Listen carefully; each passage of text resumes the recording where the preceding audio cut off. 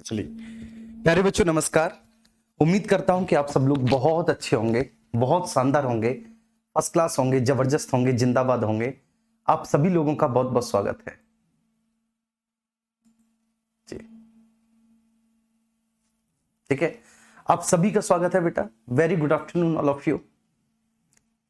रानी सिंह है, नीतीश है, पंकज है, ज्योति है, नीरज है, अंकित कुमार है, शीतल जी है, इंदिरा है, अभी है। सर जो आज ज्योग्राफी की क्लास हुई है वो यूपीएसआई के लिए सफिशियंट है, मोर देन सफिशियंट है। ठीक है, तो इसका मतलब है आपने ज्योग्राफी की क्लास भी देखी है जी।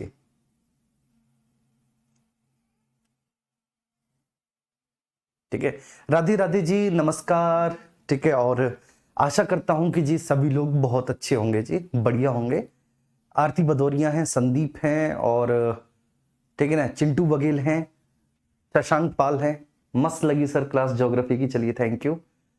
ठीक है जी, सुमंत कुमार मिश्रा हैं, मोहित विश्वकर्मा हैं, नरेंद्र हैं, और सनी सौरभ हैं, अभी सैनी हैं, सुस्मिता हैं, राज पटेल हैं, आशीष यादव हैं, हैना हैं, खुशबू हैं, अभी हैं।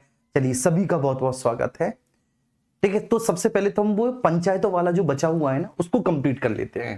ठीक है, हम पंचायतों पर चल रहे थे तो पंचायतों वाले को हम लोग देख लेते हैं। ग्राम सभा हमने देख ली थी, ग्राम सभा क्या है। ठीक है, ग्राम पंचायत देख लिया था हमने। ठीक है, ग्राम पंचायत का गठन कैसे होता है, क्षेत्र पंचायत का गठन कैसे होता है, जिला पंचायत का गठन कैसे होता है, इसको हम देख चुके थे बहुत अच्छे से जी, है ना। ठीक है, अब इसमें हमें 2 से 3 चीजें और देखनी है, उसके बाद ही हमारा कंप्लीट हो जाएगा। और फिर हम चलेंगे भैया जी संवैधानिक आयोग पर। ठीक है, जो आज का हमारा टॉपिक है, संवैधानिक आयोग पर फिर हमें चलना है। तो जी स्वागत है सभी का। सर आपने जो आज ज्योग्राफी पढ़ाई मजा आ गया, चलिए थैंक यू। ठीक है, लव यू ऑल बच्चों।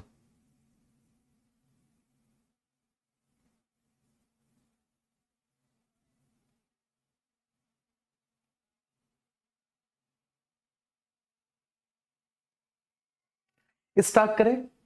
ठीक है, स्टार्ट करें।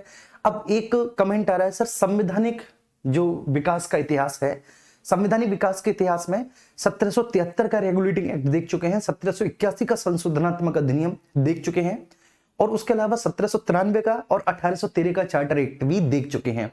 बीच में 1784 का पिट्स इंडिया एक्ट रह गया था, छूट गया था। ठीक है ना, तो इस संडे को होगा। ठीक है, इस संडे को, क्योंकि संडे से पहले सैटरडे तक, ठीक है ना, आपका ये लगभग सिलेबस कंप्लीट हो जाएगा। फिर हम संडे को उसकी क्लास लेंगे, संवैधानिक विकास के इतिहास की। ठीक है जी, चलिए जी, आओ वही सब लोग यहां पर आओ। ठीक है, फटाफट से तो हम स्टार्ट करते हैं सर। क्या ठीक है, पंचायतों को, तो हम लोग पंचायतों के बारे में ही डिस्कस कर रहे थे।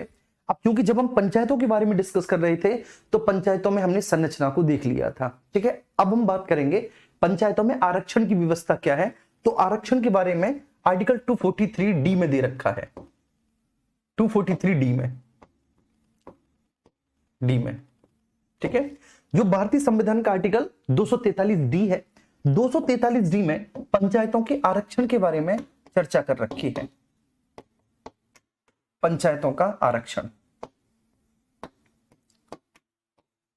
रिजर्वेशन इन पंचायत। ठीक है सर, किसमें, भारतीय संविधान के आर्टिकल 243 डी में, किसके बारे में, पंचायतों के बारे में। ठीक है ना, और पंचायतों के आरक्षण के बारे में चर्चा कर रखी है। इस आरक्षण को समझेंगे क्या है, ठीक है, क्या नहीं है। आरक्षण में इतना बोला गया है कि किसी भी पंचायत में महिलाओं को, ठीक है, 1/3 आरक्षण है। मैं समझाऊंगा ठीक है किस तरह से है, क्या नहीं है, और बहुत अच्छे से आप इसको समझेंगे। तो आरक्षण के बारे में बोला है कि सब महिलाओं को 1/3 आरक्षण मिलेगा।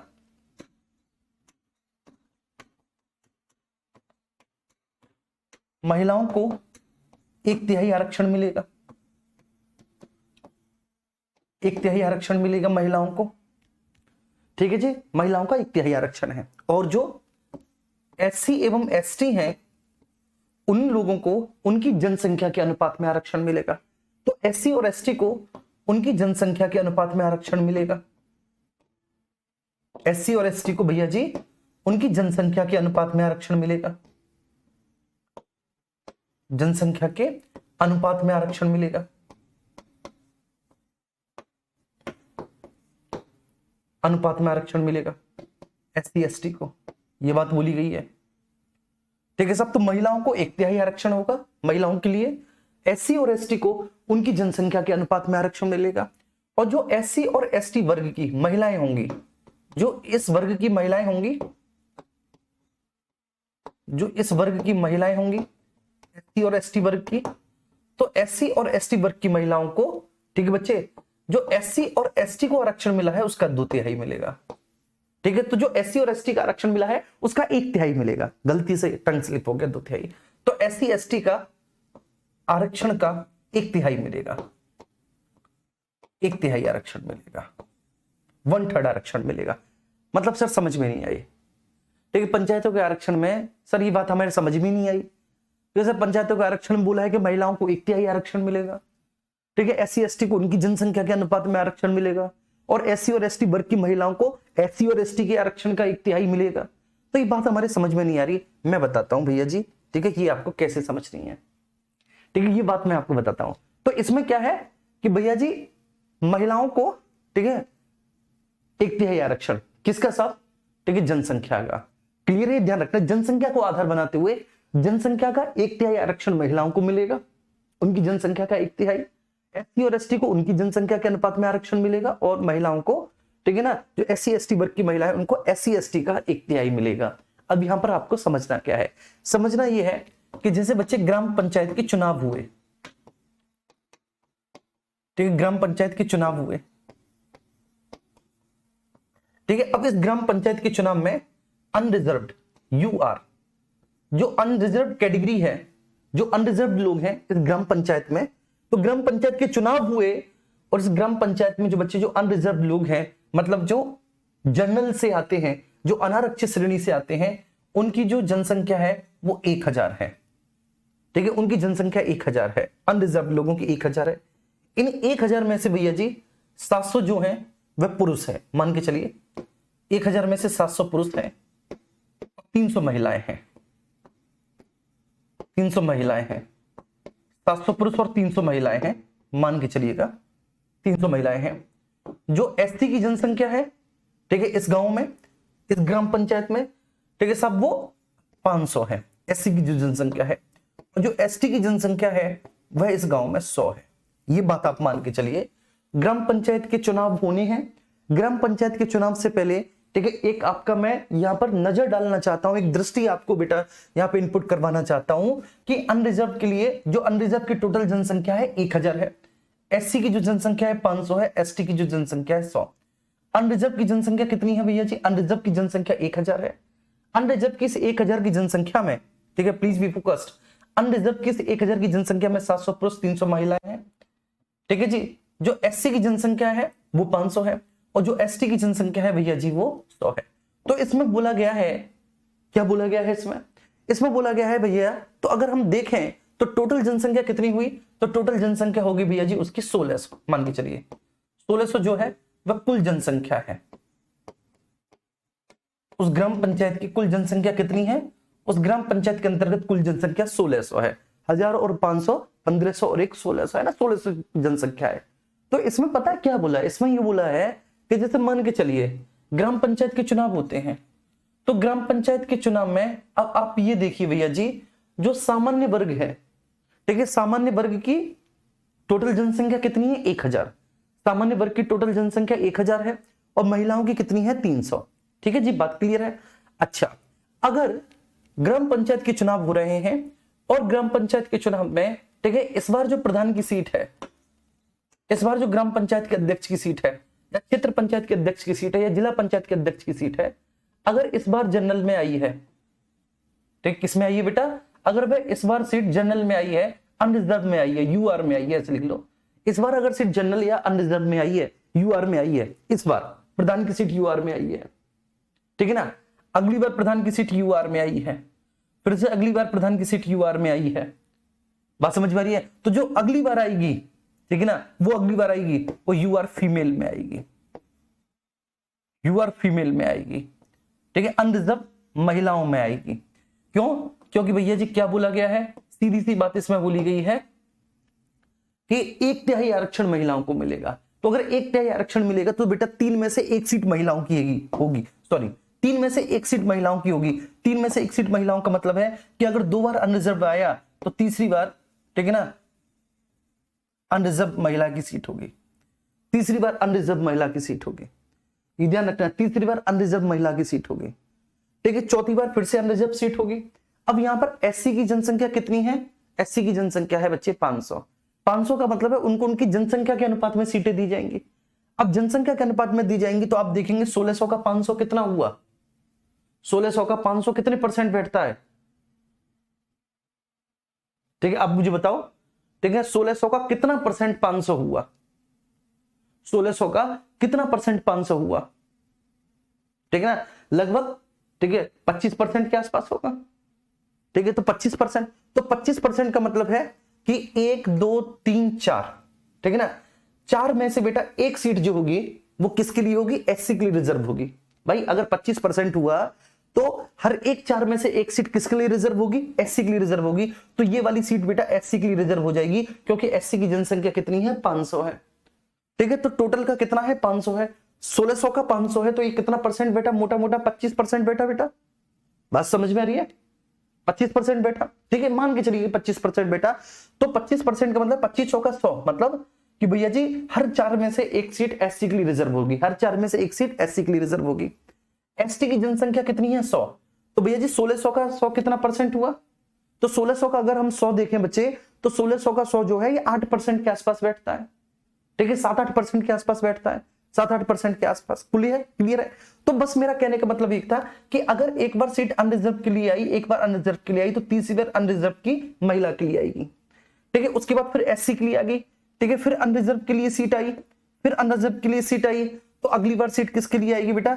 अनरिजर्व की फीमेल के लिए आएगी, फीमेल के लिए आएगी। और इस बार फिर, ठीक है ना, एससी के लिए सीट रिजर्व होगी, क्योंकि भैया जी एससी के लिए कैसे होगी? उसकी जनसंख्या के अनुपात में होगी। तो इस बार जो सीट रिजर्व होगी वो किसके लिए होगी? एससी के लिए सीट रिजर्व होगी। कहने के आशा मेरा ये है, ये बात आपको समझ में गए होंगे। ठीक है ना, अब 2 बार एससी की सीट आ चुकी है। अब ये जो 2 बार एससी की सीट आई है, ये एससी पुरुषों में आई है। ये किस में आई है? शेड्यूल कास्ट पुरुषों में आई है, 2 बार आई है। तो तीसरी बार जो एससी की सीट आरक्षित होगी, रिजर्व होगी, वो एससी की महिलाओं के लिए होगी। ये होता है पूरा ग्राम पंचायत का सिस्टम। उम्मीद करता हूं ये बात समझ में आ गई होगी।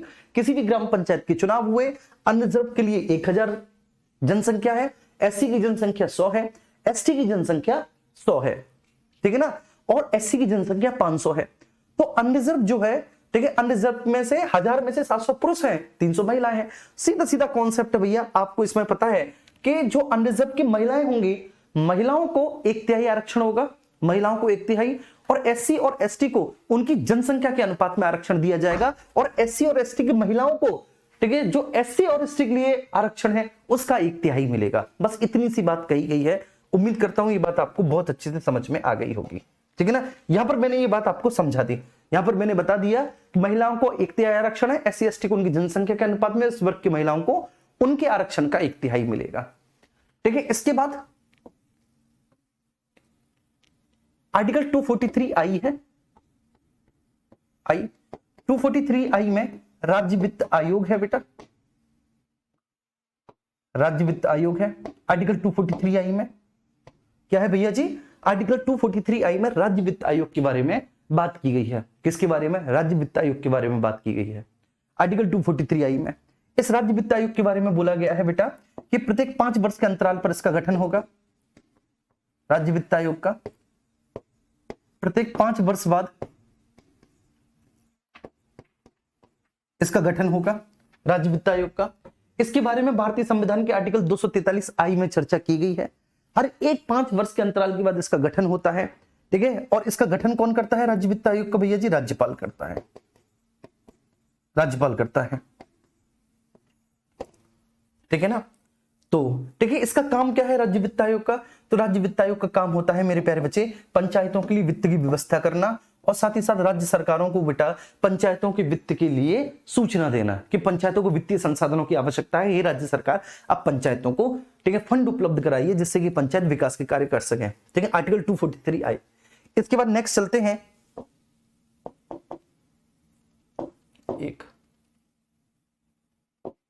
इसके बाद इसमें चलते हैं राज्य निर्वाचन आयोग,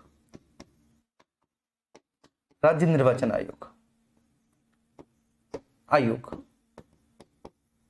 राज्य निर्वाचन आयोग के बारे में जो व्यवस्था की गई है वह भारतीय संविधान के आर्टिकल 243 के में की गई है। राज्य निर्वाचन आयोग, ठीक है, राज्य निर्वाचन आयोग भारतीय संविधान के आर्टिकल 243 के में, इसमें एक मुख्य निर्वाचन आयुक्त होगा।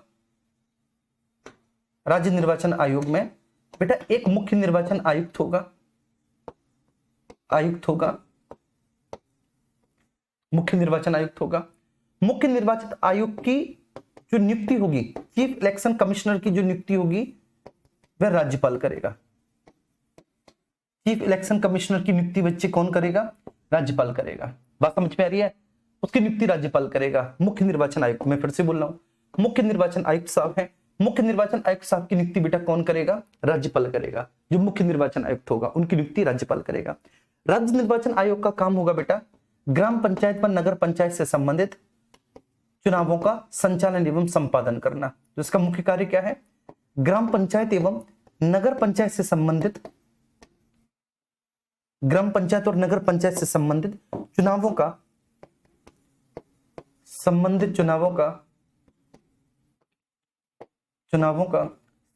व संपादन करना, चुनावों का संचालन व संपादन करना, संचालन व संपादन करना,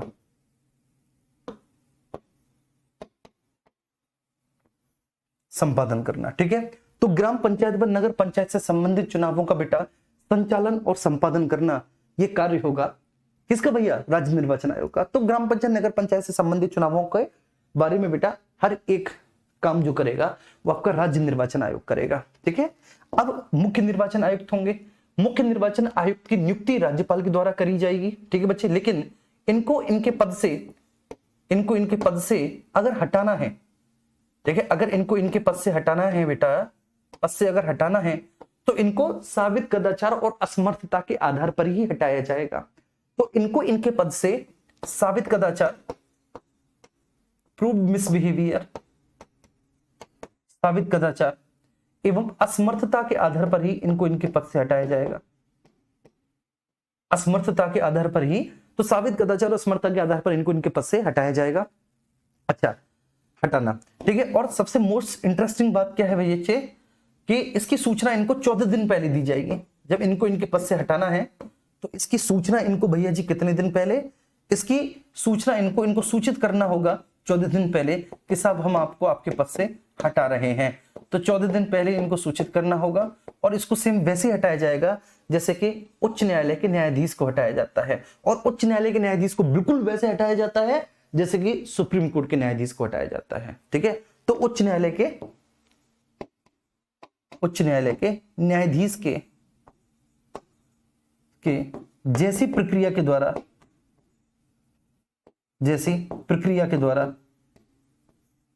उच्च न्यायालय के न्यायाधीश की जैसी प्रक्रिया द्वारा इनको इनके पद से हटाया जाता है। इनको इनके पद से हटाया जाता है।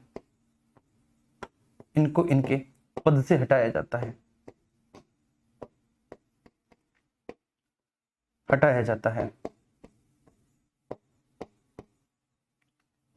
ठीक है, ध्यान रखना।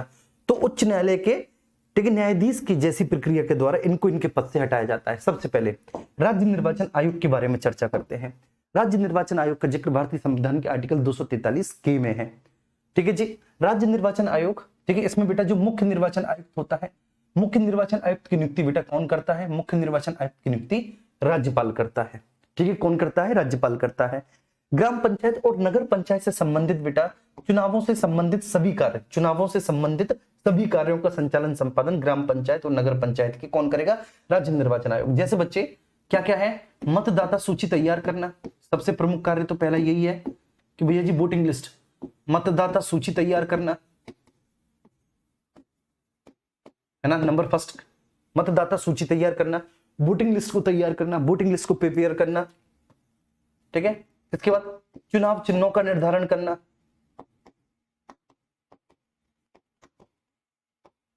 निर्धारण करना है ना, चुनाव चिन्हों का निर्धारण करना, मतदान केंद्र बनाना,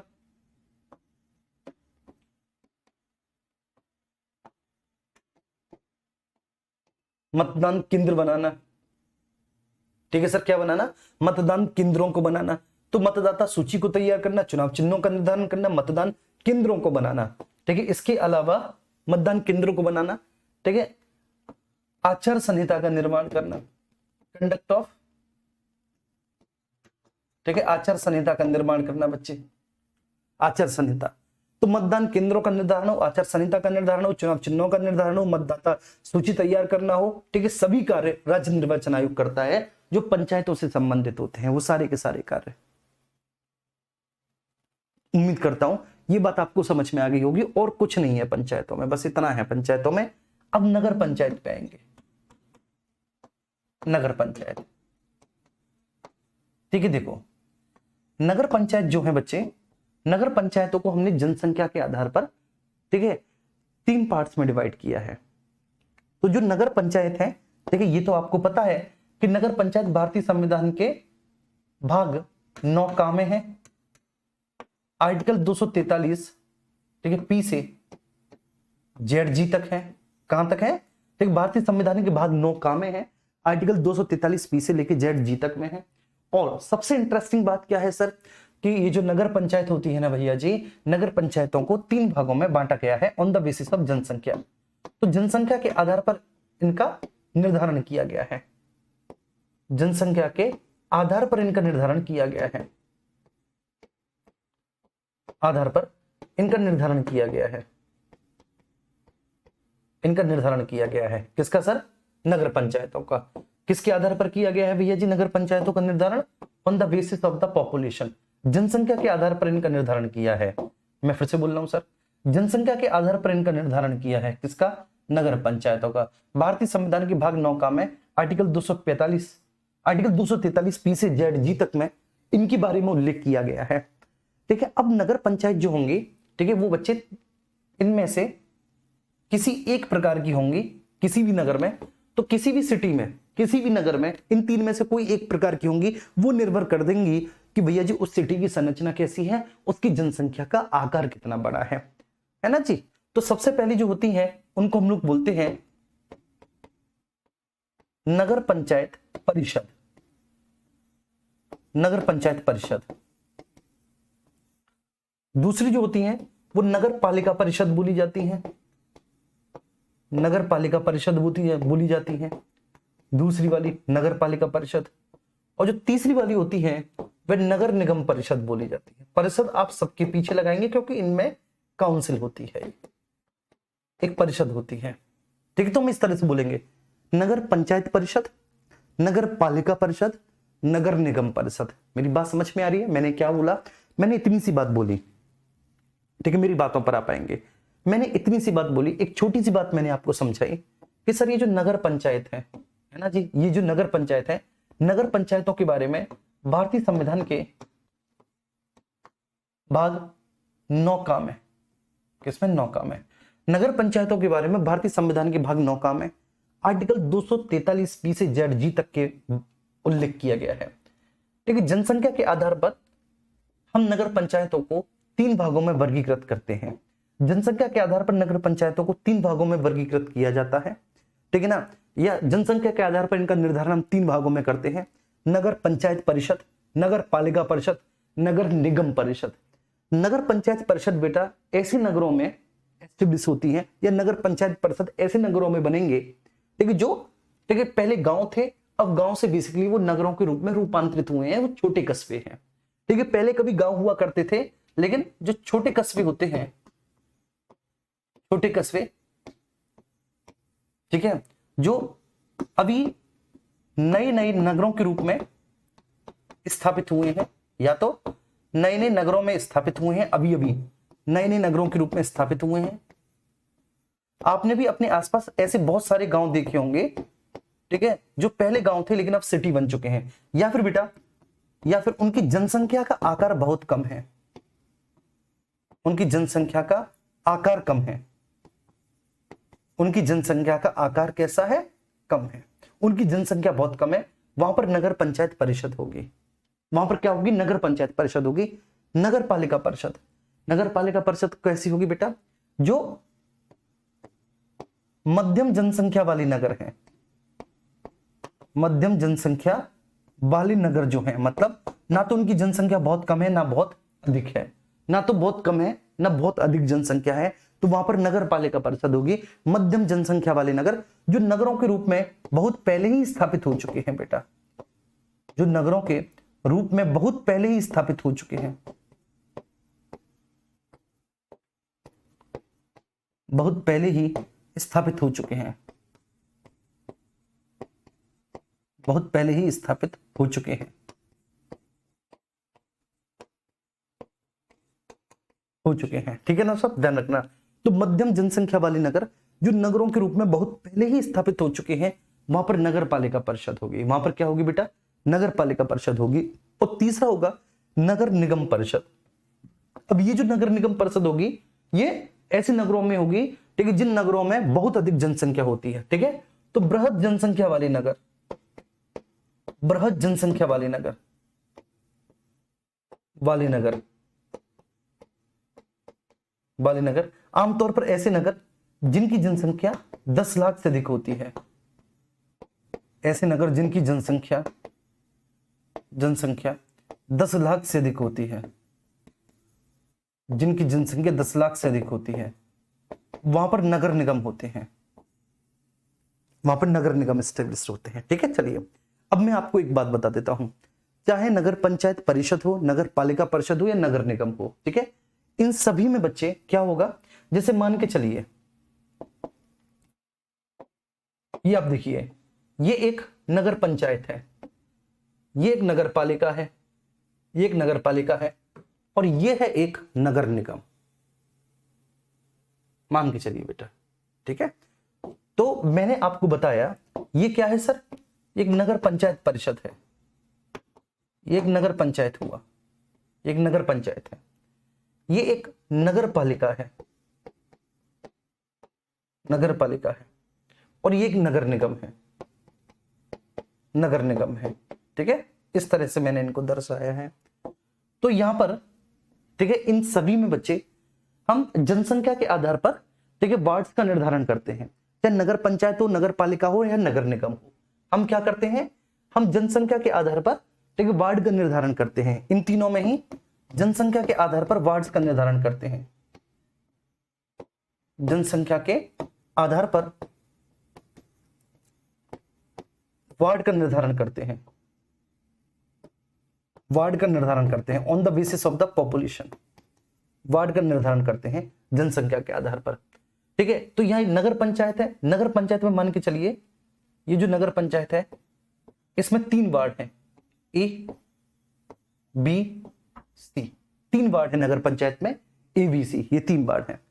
जो नगर पालिका है, इस नगर पालिका में A B C D E F, मान के चलिए 1 2 3 4 5 6 वार्ड हैं।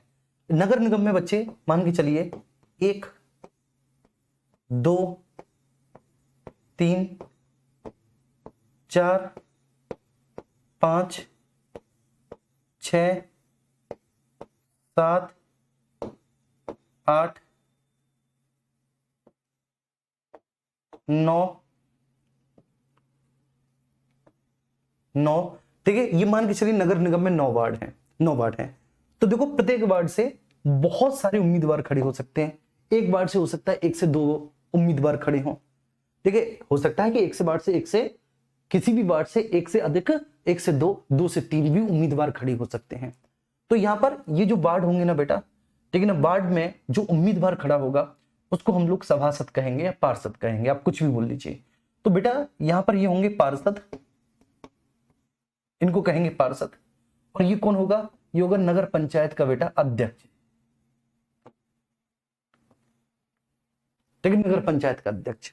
ऐसे ही ये जो होंगे सारे के सारे बच्चे, ठीक है, ये एक ठीक है ना, एक वार्ड में हो सकता है 2 3 4 5 उम्मीदवार खड़े हों, लेकिन ये पार्षद कहलाएंगे, ये नगर पालिका अध्यक्ष कहलाएगा, अध्यक्ष कहलाएगा। ये भी अध्यक्ष होगा नगर निगम का, ये भी अध्यक्ष होगा, ठीक है, और इनको आप सभासद कहेंगे। क्या कहेंगे, ये सभासद कहे जाएंगे, सभासद कहे जाएंगे।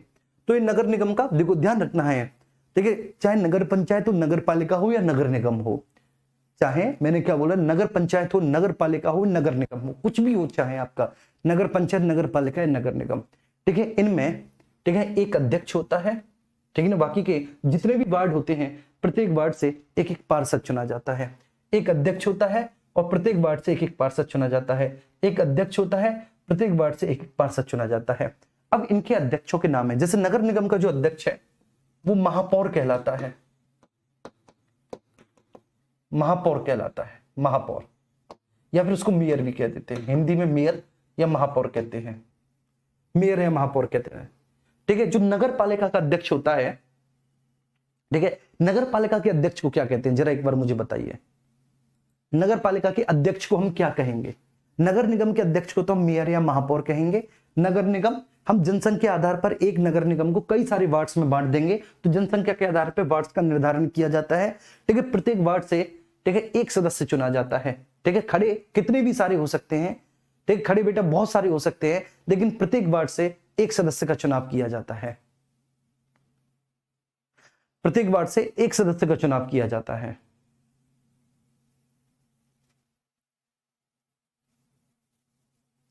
जी,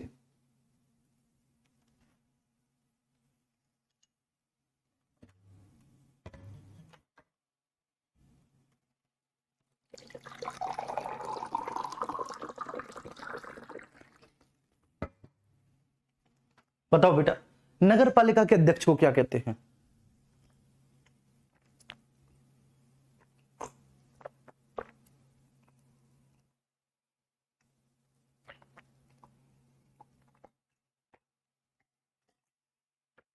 ठीक है, देखो मैंने एक उल्टा कर दिया, ठीक है, ये सॉरी,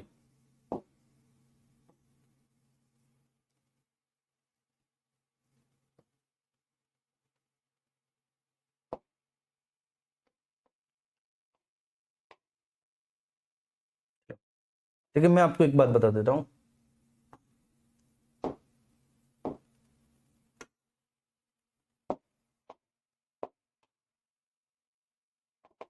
बेटा एक बात बता देता हूं मैं आपको प्लीज,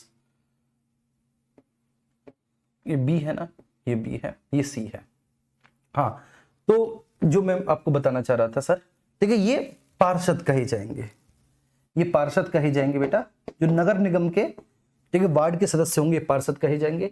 नगर पालिका वाले सभासद, नगर पालिका वाले भी सभासद कहे जाएंगे, और सब नगर पंचायत वाले भी सभासद कहे जाएंगे, ये सभासद कहे जाएंगे, सभासद कहे जाएंगे, माफ करना मैंने उल्टा कर दिया था, ये सभासद कहे जाएंगे, नगर पालिका नगर पंचायत वाले, नगर निगम वाले पार्षद कहे जाएंगे। नहीं मालूम सर, नहीं मालूम, चलिए मैं बता देता हूं, ठीक है, मैं इसको समझा देता हूं बहुत अच्छे से। नगर निगम, ठीक है, मैंने क्या बोला, नगर पंचायत, नगर पालिका, नगर निगम में सब किसका अंतर है, ठीक है, कौन सी एक चीज है जो किसी को नगर पंचायत, किसी को नगर पालिका, तो किसी नगर को नगर निगम बनाता है? जनसंख्या। जनसंख्या के आधार पर ही बच्चे हम वार्ड्स का निर्धारण करते हैं, जनसंख्या के आधार पर ही हम नगरों का निर्धारण करते हैं। तो जनसंख्या के आधार पर नगर और वार्ड्स की संख्या का निर्धारण करते हैं, ठीक है, वार्ड्स की संख्या का निर्धारण जनसंख्या के आधार पर करते हैं, वार्ड्स की संख्या का निर्धारण, ठीक है ना। तो कुल मिलाकर हम किसी भी एक नगर को, चाहे वो नगर पंचायत हो, नगर पालिका हो या नगर निगम हो, हम उसकी जनसंख्या के आधार पर ही उसको बच्चे वार्ड्स में डिवाइड करते हैं, ठीक है ना, वार्ड में डिवाइड करते हैं, ठीक है। प्रत्येक वार्ड से एक प्रतिनिधि का चुनाव होता है। अब बेटा ये वार्ड है, ठीक है, ध्यान रखना। अब ये जो वार्ड है, ये 3 वार्ड हैं ABC, ये 3 वार्ड हैं ABC। तो प्रत्येक वार्ड से, ठीक है, चाहे A हो, चाहे B हो, चाहे C हो, प्रत्येक वार्ड से, ठीक है, एक सदस्य का चुनाव होगा। प्रत्येक वार्ड कैसा होगा बेटा? एक सदस्य होगा, एक सदस्य होगा। तो जो सभासद हैं, सभासद का जो चुनाव होगा वो जनता के द्वारा प्रत्यक्ष रूप से होगा, सभासद का चुनाव जनता के द्वारा प्रत्यक्ष रूप से होगा, ठीक है ना। और साहब जो नगर पंचायत का अध्यक्ष है उसको कहेंगे चेयरमैन। क्या कहते हैं? चेयरमैन। अब ये जो चेयरमैन है ना, इस चेयरमैन का चुनाव भी प्रत्यक्ष होता है। तो भैया जी ये जो चेयरमैन है, इस चेयरमैन का चुनाव भी प्रत्यक्ष रूप से होता है। अब ये मत सोच लेना कि सभासद अपने बीच में से एक चेयरमैन का चुनाव करेंगे, नहीं, ठीक है। उस नगर की जो जनता है, जो 18 से ऊपर के बच्चे आयु के मतदाता हैं, वो चेयरमैन और सभासद तो सभासद और चेयरमैन दोनों का चुनाव प्रत्यक्ष रूप से होगा। सभासद और चेयरमैन दोनों का जो चुनाव होगा वो प्रत्यक्ष रूप से होगा। नहीं बेटा, प्रत्यक्ष होगा, प्रत्यक्ष। चाहे अध्यक्ष हो चाहे बच्चे सभासद हो, चाहे अध्यक्ष हो चाहे सभासद हो, सभी का चुनाव प्रत्यक्ष रूप से होता है। ठीक है, लेकिन प्रत्येक जो वार्ड होगा वो एक सदस्य होगा। खड़े कितने भी सदस्य हो एक ही चुनाव जीतेगा, जिसको सबसे ज्यादा वोट मिलेंगे। तो भैया चाहे अध्यक्ष हो चाहे सभासद हो, सभी का चुनाव प्रत्यक्ष रूप से होगा। यहां पर नगर पालिका के अध्यक्ष को भी बेटा चेयरमैन ही कहते हैं। यहां पर भी इसको बेटा क्या बोलते हैं, चेयरमैन बोलते हैं। यहां पर भी दोनों का चुनाव प्रत्यक्ष होता है, चाहे अध्यक्ष हो और चाहे बच्चे आपके सभासद हो, चुनाव प्रत्यक्ष ही होगा। चुनाव प्रत्यक्ष होता है, चुनाव प्रत्यक्ष होता है, ये बात ध्यान रखना। चाहे अध्यक्ष हो चाहे सभासद हो, चुनाव कैसे होगा बाबू, चुनाव प्रत्यक्ष होगा। चाहे अध्यक्ष हो चाहे सभासद हो, चुनाव कैसे होता है सर, चुनाव प्रत्यक्ष रूप से होता है। उम्मीद करता हूं ये बात आपको बहुत अच्छे से समझ में आ रही होगी। ठीक है, बिल्कुल यहां तक कोई इशू नहीं होगा। अब नगर निगम पे आ जाओ। नगर निगम पे चाहे बच्चे आपका मेयर हो चाहे पार्षद हो, दोनों का चुनाव प्रत्यक्ष होगा। यहां पर चुनाव बेटा कैसे होगा, दोनों का ही चुनाव प्रत्यक्ष होगा। ठीक है, मेयर या महापौर का चुनाव भी प्रत्यक्ष होगा, पार्षद का चुनाव भी प्रत्यक्ष ही होगा, पार्षदों का चुनाव भी प्रत्यक्ष होगा। तो यहां पर तीनों ही स्तर पर चुनाव जो होता है, चाहे पार्षद हो चाहे बच्चे आपके अध्यक्ष हो, सबका चुनाव प्रत्यक्ष रूप से होगा। बस ये है। यहाँ पर सदस्य अपने बीच में से पार्षद का चुनाव, यहाँ पर पार्षद या सभासद अपने बीच में से अध्यक्ष या चेयरमैन का चुनाव नहीं करते, जनता ही करती है, जनता ही करती है।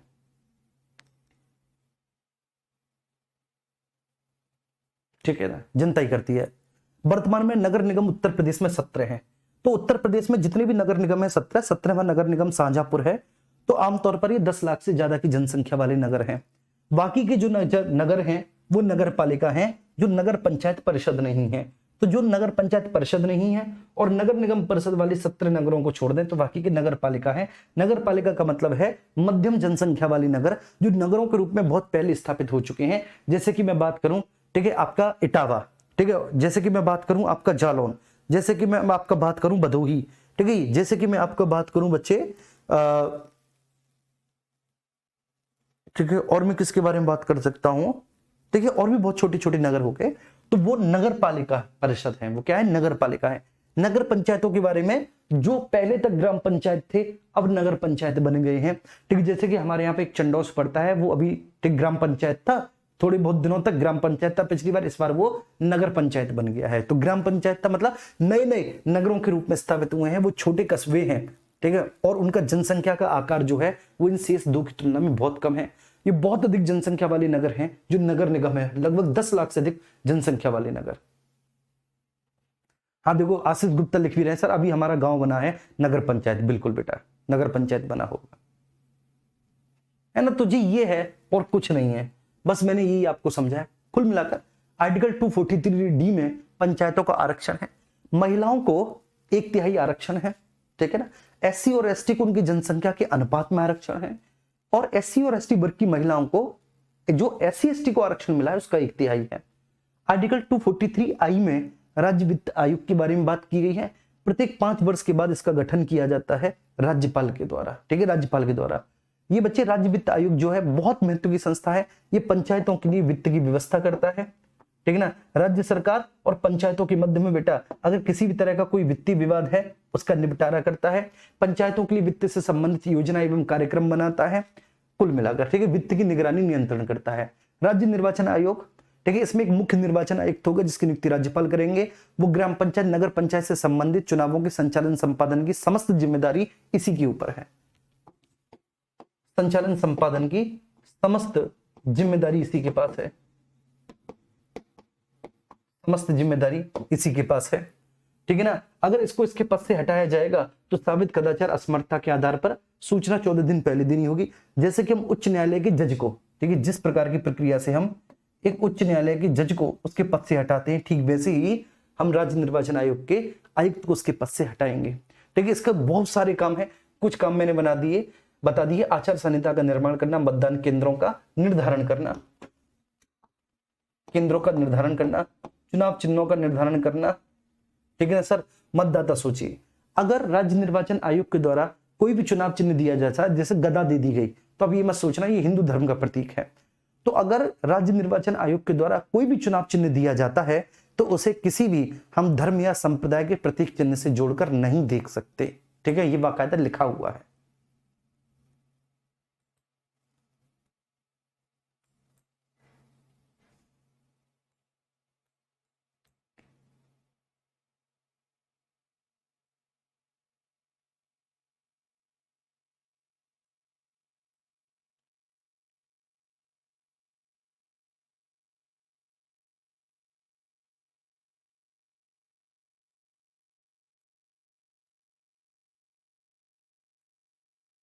जी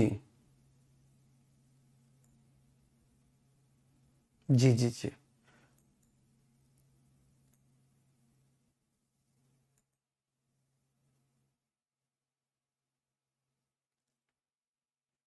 ठीक है, ओके, आगे चलते हैं। अच्छा, एक बच्चा पूछे सर म्यूनिसिपैलिटी क्या होता है? एक तो यार यूपी जी के मुझसे क्यों पूछ रहे हो आप? मुझे क्या पता यूपी जी के कब से होगा।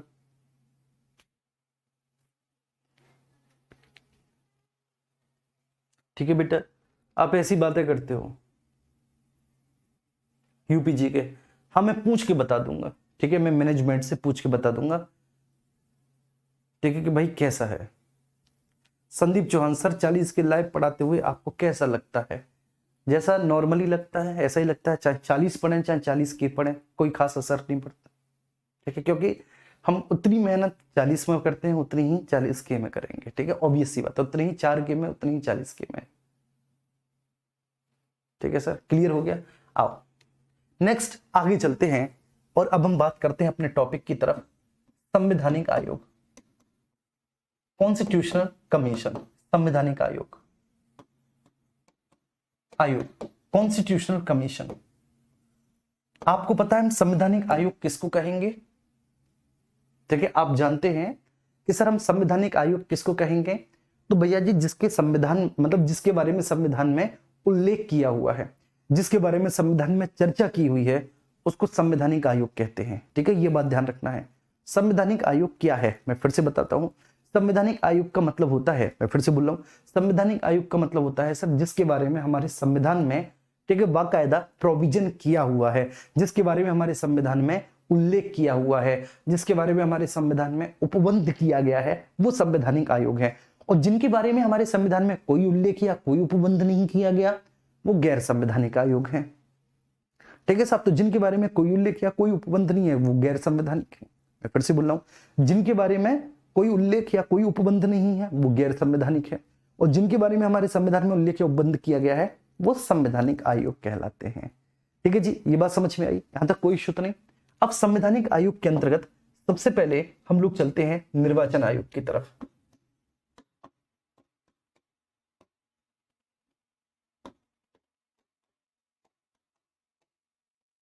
तो सबसे पहले हम बात करेंगे इलेक्शन कमीशन, निर्वाचन आयोग।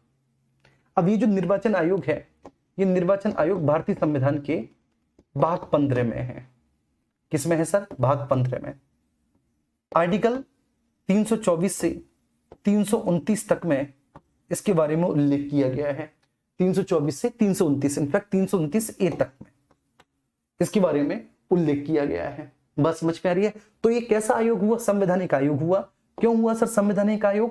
क्योंकि इसके बारे में हमारे संविधान के भाग 15 में आर्टिकल 324 से 329 ए में इसके बारे में जिक्र किया गया है।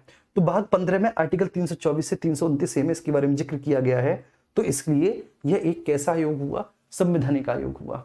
ठीक है ना, संवैधानिक आयोग हुआ।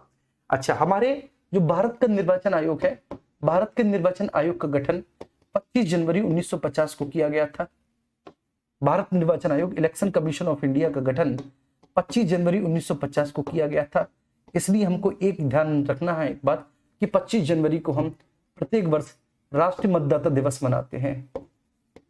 प्रत्येक वर्ष क्या मनाते हैं? 25 जनवरी को हम प्रत्येक वर्ष हम बेटा राष्ट्रीय मतदाता दिवस मनाते हैं। राष्ट्रीय मतदाता दिवस सेलिब्रेट करते हैं। दिवस मनाते हैं। उम्मीद करता हूं कि ये बात भी आपको बहुत अच्छे से समझ में हो गई होगी। ठीक है, राष्ट्र मतदाता दिवस मनाते हैं 25 जनवरी को। कार्य क्या है सर? देखो, चुनाव आयोग जो भारत का निर्वाचन आयोग है, ठीक है, ध्यान रखना, मैं यहां पे लिख देता हूं भारत निर्वाचन आयोग। आपको जानकर आश्चर्य होगा कि भारत निर्वाचन आयोग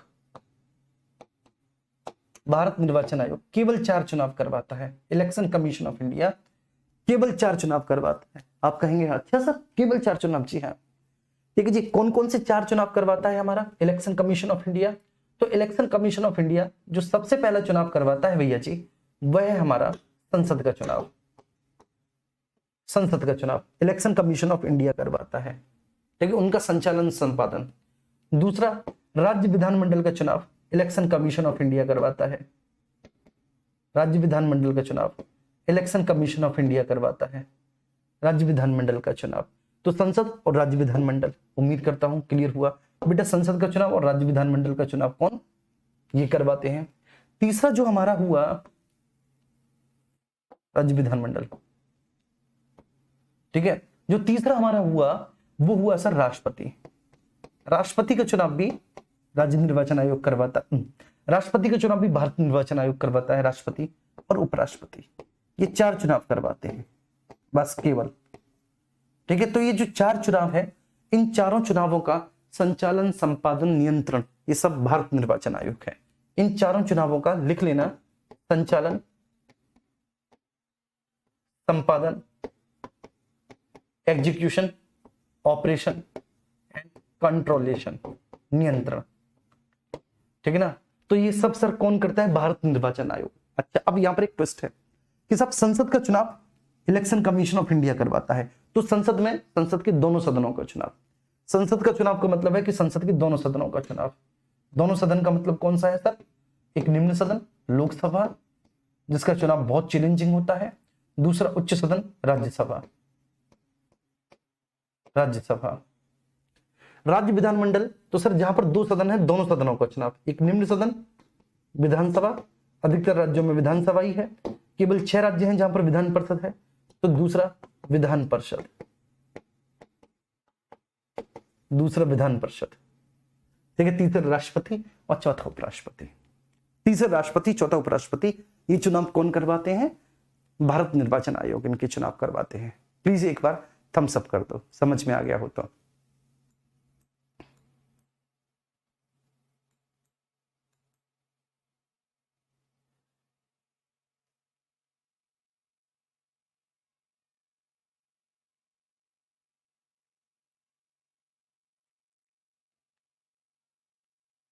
कर दो यार थम्स अप, ठीक है। फिर मैं आगे एक इसकी इंटरेस्टिंग स्टोरी बताऊंगा आपको, ठीक है। बहुत मजा आएगा उस स्टोरी को पढ़ने में, समझने में, और बहुत इंटरेस्टिंग स्टोरी वो रहने वाली है।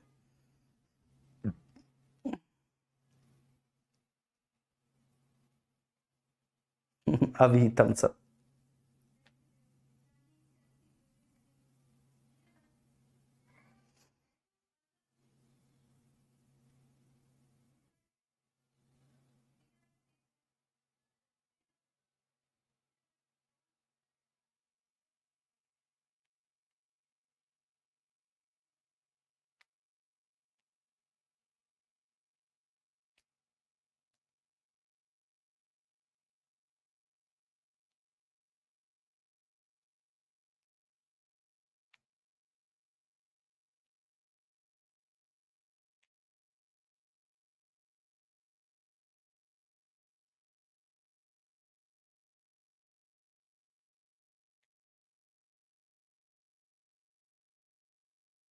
जी ठीक है, क्लियर है। तो भारत का जो निर्वाचन आयोग है सर, एक संवैधानिक आयोग है। क्यों है संवैधानिक आयोग सर? क्योंकि इसके बारे में हमारे संविधान के बाद 15 के आर्टिकल 324 से 329 ए में इसके जिक्र किया गया है। इसका गठन 25 जनवरी 1950 को हुआ, इसलिए 25 जनवरी को हम प्रत्येक वर्ष राष्ट्रीय मतदाता दिवस मनाते हैं, नेशनल वोटर डे मनाते हैं। ये 4 चुनाव करवाता है, संसद, राज्य विधानमंडल, राष्ट्रपति, उपराष्ट्रपति। ऐसे देखे जाए तो 2, 2 दूनी 4 और 6 चुनाव हो गए, क्योंकि संसद में लोकसभा, राज्यसभा का, राज्य विधानमंडल में विधानसभा, विधान परिषद का, राष्ट्रपति, उपराष्ट्रपति के, ठीक है। चलिए, इसके बाद आप सभी को पता है कि बेटा 25 जनवरी 1950 को, ठीक है ना, इसका गठन हुआ था। हम सब लोग जानते हैं के साथ जो इसका गठन हुआ वो 25 जनवरी 1950 हुआ। पूरी यात्रा समझना अभी आप, ठीक है। तो भारत निर्वाचन आयोग, election commission of India, Bharat निर्वाचन आयोग, election commission of India, Bharat निर्वाचन आयोग, ठीक है बाबू। देखो अब ये जो भारत का निर्वाचन आयोग है, भारत के निर्वाचन आयोग का गठन कब हुआ? तो गठन हुआ सर इसका 25 जनवरी 1950 को। जब इसका गठन हुआ था तब ये एक सदस्यीय था। जब इसका गठन हुआ था बेटा तब इसकी संरचना कैसी थी? तब इसकी संरचना एक सदस्यीय थी।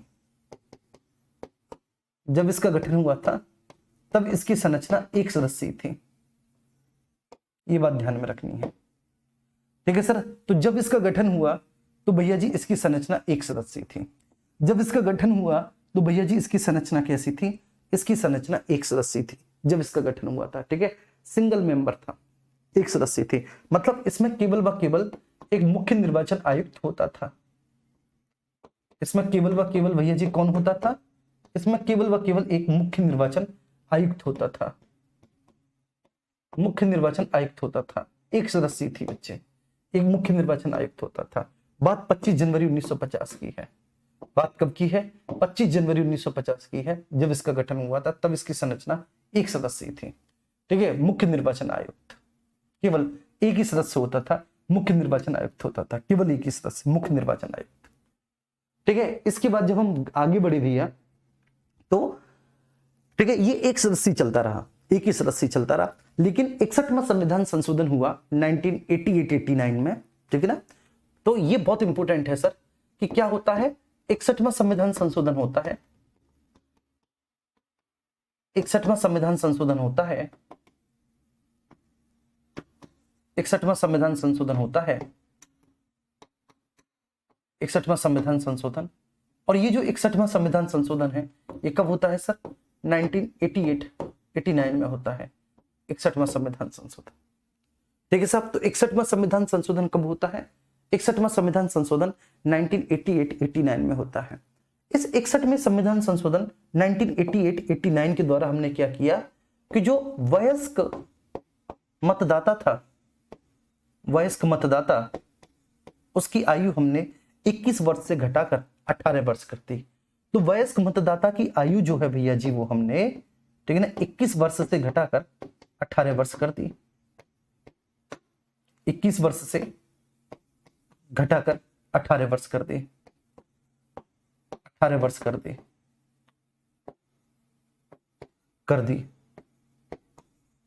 ठीक है, ध्यान रखना। तुमने वयस्क मतदाता की आयु 21 वर्ष से घटाकर भैया जी 18 वर्ष कर दी। जो वयस्क मतदाता की आयु थी हमने 21 वर्ष से घटा दी और 21 वर्ष से घटाकर भैया जी हमने उस आयु को कितना कर दिया? 18 वर्ष कर दिया। जब स्वाभाविक सी बात है बेटा ऐसा किया गया तो मतदाताओं की संख्या में बहुत ज्यादा वृद्धि हुई होगी, क्योंकि पहले, ठीक है, देखो एक कॉन्सेप्ट होता है यूनिवर्सल एडल्ट सफरेज, सार्वभौमिक वयस्क मताधिकार,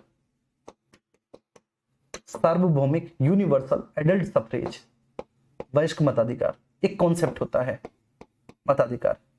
इसी सार्वभौमिक वयस्क मताधिकार के अंतर्गत बेटा, ठीक है, लोकसभा के, राज्यों की विधानसभाओं के, ग्राम पंचायत के अध्यक्ष के, क्षेत्र पंचायत और जिला पंचायत के सदस्यों के, ठीक है, क्षेत्र पंचायत और जिला पंचायत के सदस्यों के, नगर पालिका, नगर पंचायत, नगर निगम के, ठीक है, पार्षद या सभासद और अध्यक्षों के चुनाव जो होते हैं बेटा वो सार्वभौमिक वयस्क मताधिकार से होते हैं। सार्वभौमिक वयस्क मताधिकार का मतलब है कि आज की डेट में, ठीक है ना, 18 वर्ष का कोई भी मतदाता उसको वोट डालने का अधिकार होता है। 18 वर्ष का कोई भी मतदाता उसको वोट डालने का अधिकार होता है, उसी को हम सार्वभौमिक वयस्क मताधिकार कहते हैं। तो पहले जो बेटा सार्वभौमिक वयस्क मताधिकार के लिए जो आयु थी वो 21 वर्ष थी। जब हमने उसको घटाकर 21 वर्ष से 18 वर्ष किया तो स्वाभाविक सी बात है बहुत तेजी से मतदाताओं की संख्या में वृद्धि हुई होगी, ठीक है, मतदाताओं की संख्या बढ़ी, इससे मतदाताओं की संख्या में वृद्धि हुई, ठीक है, स्वाभाविक सी बात है मतदाताओं की संख्या में वृद्धि होगी ही होगी इससे, ठीक है। इससे क्या हुआ बच्चे? मतदाताओं की संख्या में वृद्धि हुई। अगर मतदाताओं की संख्या में वृद्धि हुई तो निर्वाचन आयोग पर बेटा भार भी बढ़ेगा, ठीक है। अगर ऐसा हुआ तो ऐसा होने से निर्वाचन आयोग पर भार बढ़ा, ये 1989 की बात है। निर्वाचन आयोग पर भार बढ़ा, आयोग पर भार बढ़ा, निर्वाचन आयोग पर भार बढ़ा, भार बढ़ा, भार बढ़ा। राजीव गांधी जी की सरकार थी, तो राजीव गांधी के समय में ये 61वां संविधान संशोधन हुआ था। तो राजीव गांधी की सरकार थी, राजीव गांधी की सरकार के समय में बेटा 61वां संविधान संशोधन हुआ, निर्वाचन आयोग पर भार बहुत ज्यादा बढ़ गया। जब निर्वाचन आयोग पर भार बढ़ा तो तभी राष्ट्रपति के अध्यादेश से, ठीक है, तभी क्या बेटा, राष्ट्रपति जी के अध्यादेश से हमने जो इसकी संरचना एक सदस्यीय थी उसको 3 सदस्यीय कर दिया। ठीक है, तो 1989 में ही, ये ध्यान रखना, 1989 में ही राष्ट्रपति के अध्यादेश से हमने इसको 3 सदस्यीय कर दिया। 1989 में, ठीक है ना, election commission of India Bharat के निर्वाचन आयोग की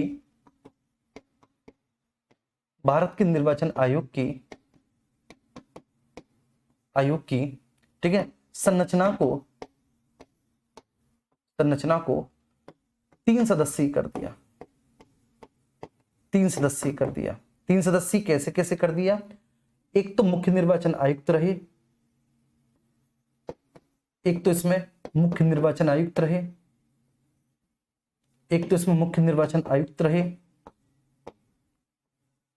रहे, और दूसरे मुख्य निर्वाचन आयुक्त के अलावा अन्य चुनाव आयुक्त रहे, अन्य निर्वाचन आयुक्त रहे।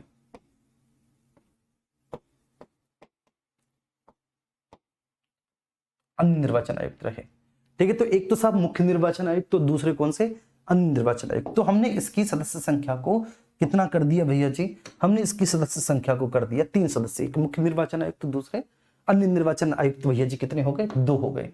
1989 में ऐसा किया, ठीक है ना। तो 1989 से 1990 तक ही ऐसा चला, ठीक है, ये व्यवस्था चली। 1990 में सरकार बदली, इस व्यवस्था को समाप्त कर दिया। बात समझ में आ रही है बेटा? ये केवल इतना ही चला है।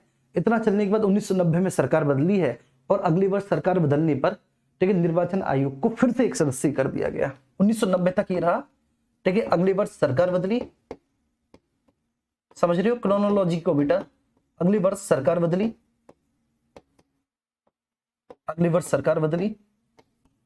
और जैसे ही सरकार बदली अगली वर्ष, ठीक है, यह व्यवस्था पुनः 1 सदस्यीय हो गई। इस व्यवस्था को पुनः 1 सदस्यीय कर दिया गया, 1 सदस्यीय कर दिया गया,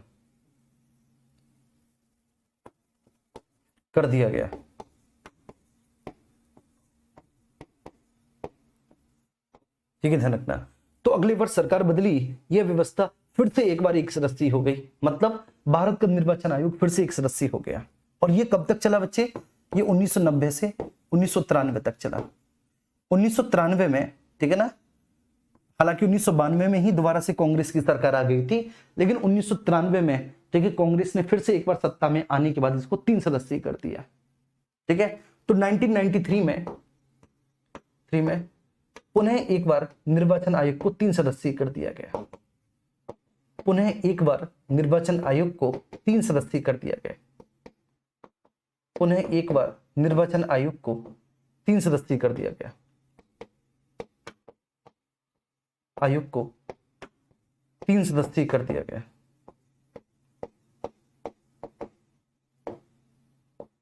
तीन सदस्य कर दिया गया।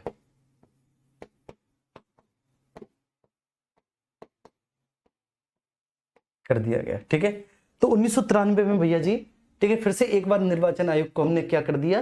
3 सदस्यीय कर दिया, ठीक है। ये बात ध्यान रखना, निर्वाचन आयोग को 3 सदस्यीय कर दिया गया है। उम्मीद करता हूं ये बात आपको बहुत अच्छे से समझ में आ रही होगी। और वर्तमान में इस संरचना में बेटा अभी भी 3 सदस्य ही हैं। इन 3 सदस्य में क्या है? एक मुख्य निर्वाचन आयुक्त, 2 अन्य चुनाव आयुक्त, ठीक है। एक क्या है? एक मुख्य निर्वाचन आयुक्त,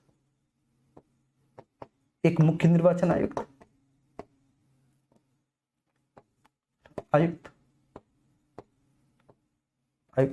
2 अन्य चुनाव आयुक्त,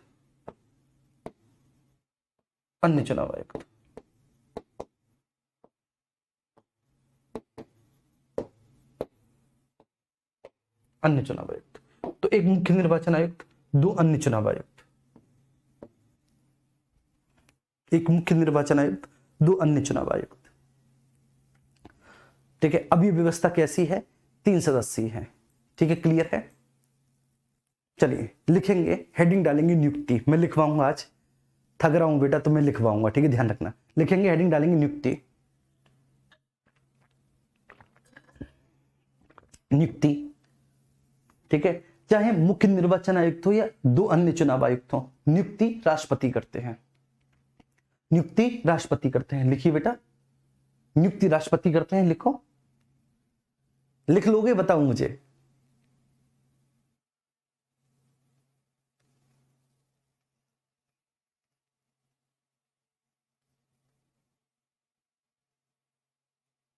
हाँ गोल्डी, में सूरजभान में पढ़ा था जी।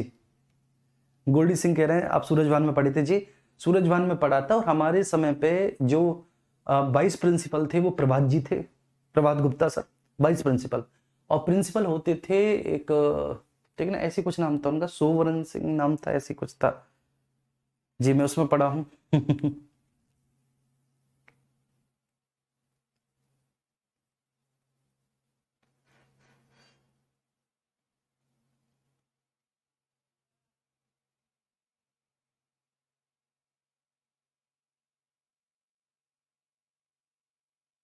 विवेक भाटी कह रहे हैं गुरुजी हम भी थक रहे हैं, 12 बजे से बैठे हैं। आप 12 बजे से बैठे हो, आपको 3 घंटा हुआ है, मैं पता है, मैं 10 बजे से पढ़ा रहा हूं कंटिन्यूअसली। 10 से 11 ज्योग्राफी की क्लास आपने देखी थी यूट्यूब पर। 11 से आरो यारो में इन्वायरमेंट इकोलॉजी, 11 बजे से 1:30 बजे तक लगातार मैंने पढ़ा। ये 1:30 बजे मैंने खाना खाया है, 2 बजे मैं आपकी क्लास लेने आ गया हूं। चलिए,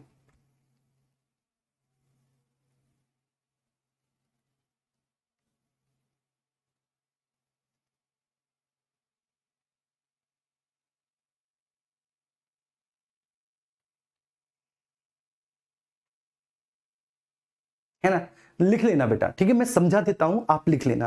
आप उस लेवल तक पहुंच चुके हैं कि आप लिख सकते हैं, ठीक है जी। देखो नियुक्ति जो होती है बेटा, मैं लिख दूंगा, परेशान मत होना। नियुक्ति जो होती है वो राष्ट्रपति जी के द्वारा होती है। नियुक्ति किसके द्वारा होती है, राष्ट्रपति के द्वारा।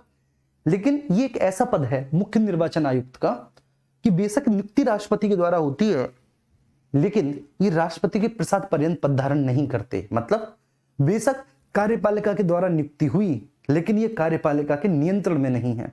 ये राष्ट्रपति के प्रसाद पर्यंत पद धारण नहीं करते, मतलब ये पूरी तरह से कार्यपालिका के नियंत्रण से मुक्त पद है, मुक्त पद है। अब मुख्य निर्वाचन आयुक्त जो है, चीफ इलेक्शन कमिश्नर, उसका कार्यकाल 6 वर्ष का होगा। चीफ इलेक्शन कमिश्नर का कार्यकाल कितने साल का होगा, चीफ इलेक्शन कमिश्नर का कार्यकाल होगा साहब 6 साल का, 6 साल का। लेकिन अगर इसी बीच उसकी 65 वर्ष की आयु पूरी हो जाए तो उसे अपने पद से हटना पड़ेगा। तो कार्यकाल 6 वर्ष का होगा, कार्यकाल 6 वर्ष का होगा, लेकिन इसी बीच अगर उसकी 65 वर्ष की आयु पूरी हो जाती है तो वो उसे अपने पद से हटना होगा। तो आप ये कह सकते हो कि 6 वर्ष का कार्यकाल या 65 वर्ष की आयु जो भी पहले पूरा हो, आप ऐसा बोल सकते हैं कि सब 6 वर्ष का कार्यकाल या 65 वर्ष की आयु जो भी पहले पूरा हो। ठीक है, अब हम आते हैं अन्य निर्वाचन आयुक्त। जो अन्य निर्वाचन आयुक्त हैं उनका भी कार्यकाल 6 वर्ष का होगा, लेकिन अगर इसी बीच में 62 वर्ष की आयु पूरी कर लेते हैं तो उनके पद से हटना होगा उनको। ठीक है, तो अन्य निर्वाचन आयुक्त के बारे में आप ये बोल सकते हैं कि 6 वर्ष का कार्यकाल या 62 वर्ष की आयु जो भी पहले पूरा हो। ठीक है साहब, तो अन्य निर्वाचन आयुक्त के बारे में आप ये बोल सकते हैं कि 6 वर्ष का कार्यकाल या 62 वर्ष की आयु जो भी पहले पूरा हो। 6 वर्ष का कार्यकाल या 62 वर्ष की आयु जो भी पहले पूरा हो, मेरे साथ बोलेंगे, 6 वर्ष का कार्यकाल या 62 वर्ष की आयु जो भी पहले पूरा हो। ठीक है, चलिए, योग्यता के बारे में संविधान में कोई उल्लेख नहीं है। आमतौर पर ये जो रिटायर्ड IAS IPS, ठीक है, IFS ऑफिसर से होते हैं, ठीक है ना। तो योग्यता के बारे में संविधान में कोई जिक्र नहीं है। हाँ, वेतन और भत्ता है वो सुप्रीम कोर्ट के जज के बराबर मिलेगा, मतलब 2.5 लाख रुपए, ठीक है, मासिक वेतन मिलेगा। चलिए, और साथ ही साथ, ठीक है ना, इनके कार्यकाल के दौरान इनके वेतन और भत्ता में किसी भी प्रकार की कोई कमी नहीं की जा सकती। तो इनके कार्यकाल में, ठीक है, जब इनका कार्यकाल चल रहा होगा तो उस दौरान इनके वेतन एवं भत्ते में किसी भी प्रकार की कोई भी कमी नहीं हो सकती, किसी भी प्रकार का कोई अलाभकारी परिवर्तन नहीं हो सकता। ठीक है, तो इनके कार्यकाल के दौरान इनके वेतन भत्ते में किसी भी प्रकार का कोई अलाभकारी परिवर्तन नहीं हो सकता। जी हाँ, इनको समय से पहले भी हटाया जा सकता है, ठीक है ना, लेकिन हटाए जाने का आधार होगा साबित कदाचार एवं असमर्थता। तो समय से पहले भी इनको इनके पद से हटाया जा सकता है। हटाए जाने का आधार साबित कदाचार एवं ठीक है असमर्थता होगा। सूचना 14 दिन पहले देनी होगी, ठीक है ना। और इनको सेम उसी प्रक्रिया से हटाया जाएगा जिस प्रक्रिया से सुप्रीम कोर्ट के जज को हटाया जाता है। तो सेम उसी प्रक्रिया से इनको हटाया जाएगा जिस प्रक्रिया से सुप्रीम कोर्ट के जज को हटाया जाता है। क्लियर है?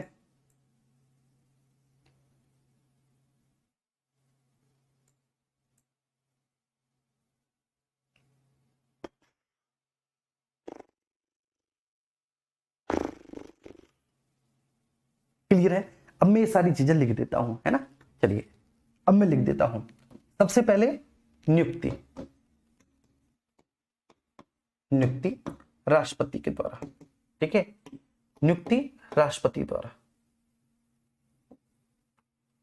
नियुक्ति राष्ट्रपति द्वारा, राष्ट्रपति द्वारा किसकी बेटा? मुख्य निर्वाचन आयुक्त की।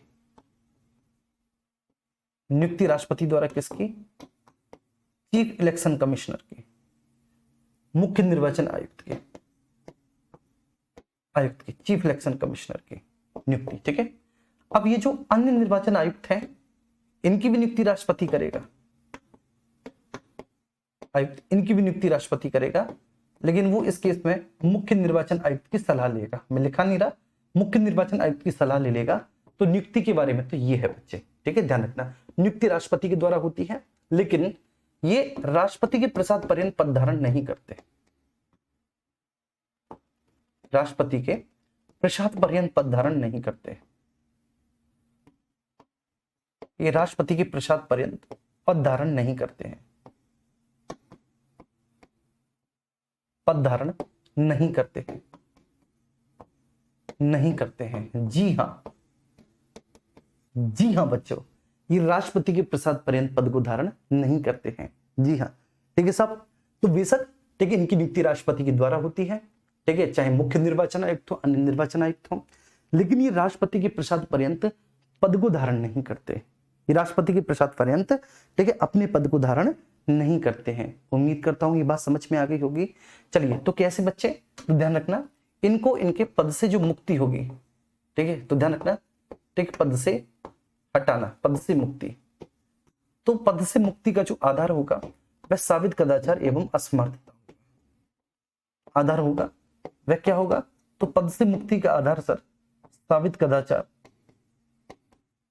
एवं असमर्थता, एवं असमर्थता। तो साबित कदाचार और असमर्थता के आधार पर ही इनको इनके पद से हटाया जाएगा। प्रूव्ड मिसबिहेवियर और डिसएबिलिटीज हटाया जाएगा। और ठीक बेटा, इनको जैसे सुप्रीम कोर्ट के जज को हटाते हैं, ठीक वैसे ही सुप्रीम कोर्ट के जज की भांति इनको इनके पद से हटाया जाएगा। सुप्रीम कोर्ट के जज की भांति, जज की भांति, भांति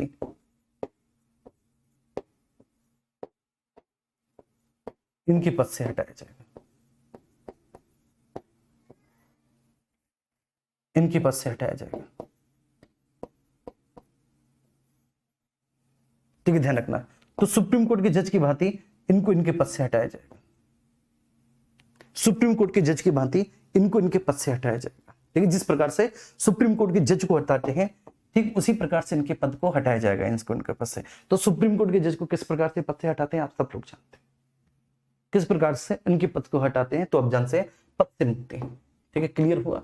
राष्ट्रपति के प्रसाद पर्यंत पद धारण नहीं करते। अब कार्यकाल के बारे में बात कर लेते हैं। ठीक है सर, सबसे महत्वपूर्ण बात तो यही है, ठीक है, जो हमें इनके कार्यकाल के बारे में बात करनी है। कार्यकाल के बारे में बात करनी है। आओ बच्चे, कार्यकाल के बारे में बात करनी है। आओ इधर देखो बेटा, कार्यकाल, ठीक है, एक तरफ तो मुख्य निर्वाचन आयुक्त है, चीफ इलेक्शन कमिश्नर, मुख्य निर्वाचन आयुक्त, ठीक है, इसका कार्यकाल कुछ और है। और अन्य निर्वाचन आयुक्त जो अदर इलेक्शन कमिश्नर्स हैं उनका अलग है, अन्य निर्वाचन आयुक्त का अलग है, आयुक्त का अलग है, अदर इलेक्शन कमिश्नर्स का अलग है। तो भैया जी, जो मुख्य निर्वाचन आयुक्त है वो 6/65 आप समझ गए।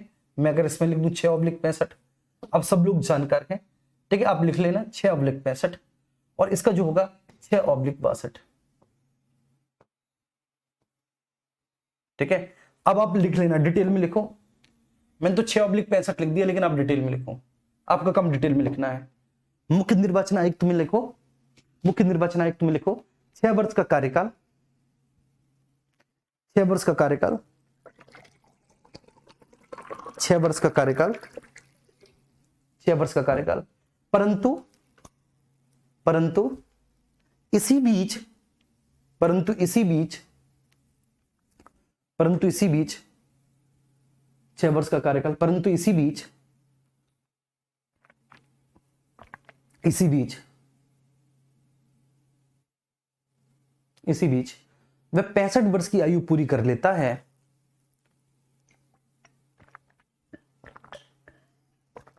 इसी बीच वह 65 वर्ष की आयु पूरी कर लेता है, इसी बीच वह अगर 65 वर्ष की आयु पूरी कर लेता है तो उसे अपने पद से हटना होगा। इसी बीच अगर वह 65 वर्ष की आयु पूरी कर लेता है तो उसे अपने पद से हटना होगा। 65 वर्ष की आयु पूरी कर लेता है तो अपने पद से हटना होगा।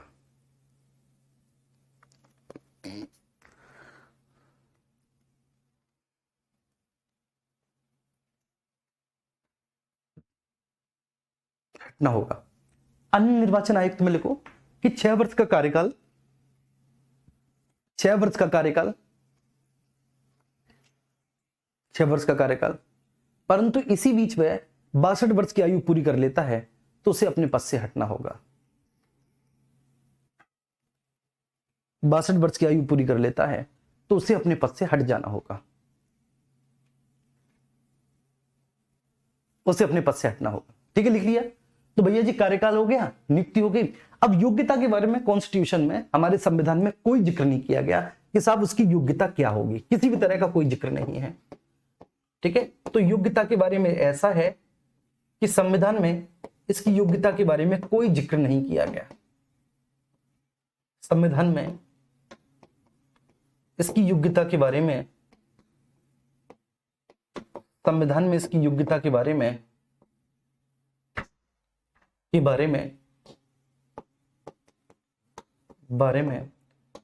कोई जिक्र नहीं किया गया, कोई उल्लेख नहीं किया गया, नहीं किया गया।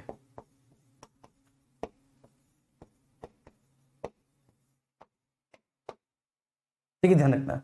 तो संविधान में बेटा इसकी योग्यता के बारे में कोई उल्लेख नहीं किया गया, बस इतनी सी बात है। पद से कैसे हटाया जाएगा, नियुक्ति कैसी होगी, कार्यकाल कैसे होगा, इसके बारे में ये जो जिक्र किया गया है वो जिक्र मैंने आपको बता दिया।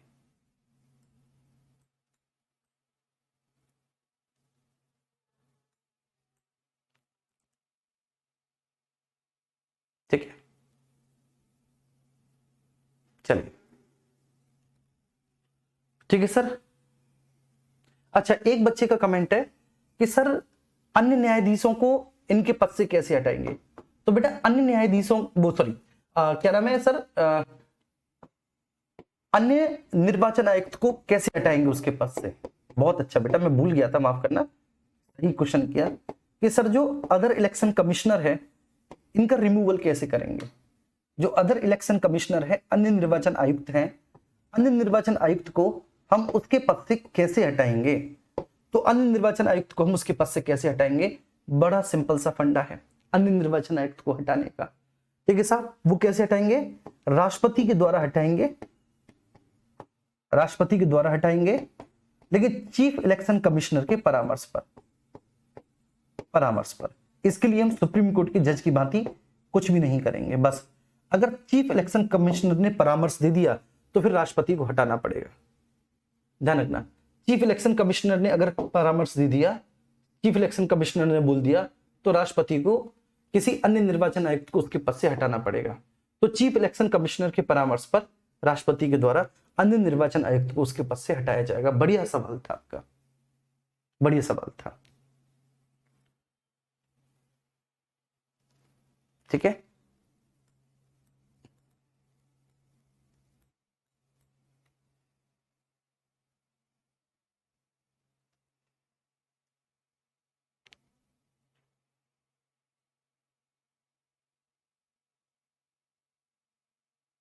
बहुत अच्छे। चलिए आज के लिए बस इतना ही, ठीक है ना, आज के लिए बस इतना ही बच्चे। ठीक है, एक बार आप क्या कहेंगे, एक बार आप ठीक है रिवीजन कर लेंगे अच्छे से। ठीक है, मैं एक एक स्लाइड के लिए एक एक मिनट का समय दे रहा हूं। ठीक है, जब तक मैं बैठ लेता हूं, ठीक है, अगर मुझे लगा कि मैं आगे भी पढ़ा सकता हूं तो मैं आगे पढ़ा दूंगा। ठीक है, एक मिनट का समय है प्रत्येक स्लाइड के लिए, आप अच्छे से रिवीजन कीजिएगा।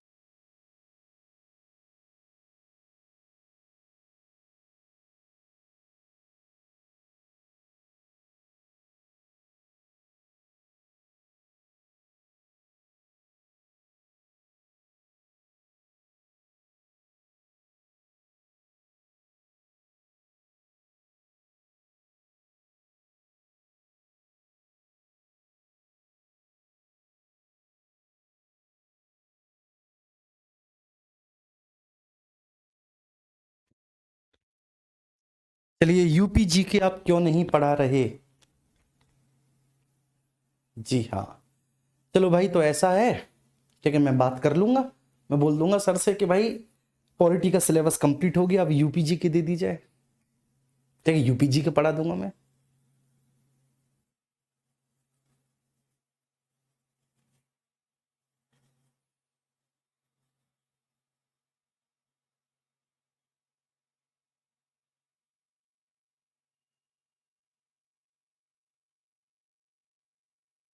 चलिए थैंक यू जी। ठीक है, लव यू टू भाई, thank you so much. Next आगे चलते हैं।